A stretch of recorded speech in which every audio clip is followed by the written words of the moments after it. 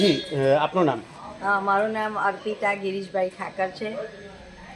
જી madam, આપને હાલમાં શું પરિસ્થિતિઓ થઈ રહી છે અને શું પ્રોબ્લેમ છે? આ જળથી દુકાનો જે પહેલાં હતી ત્યારે બી કોઈ આવી શક્યું નહોતું અને એ દુકાનો ખાલી હતી, પણ અત્યારે છે એના કરતાં તો પહેલાં વધારે સારી હતી કે ખુલ્લું હતું. આ બંધ દુકાનોની અંદર પાછળ કોઈ આવે કે કશું કરે તો ખબર ના પડે ને છેલ્લા 6 મહિનાથી આ દુકાનો બનાવવામાં દિવાળીમાં ઘર સાફ આખું ઘર ગંદુ થયું છે.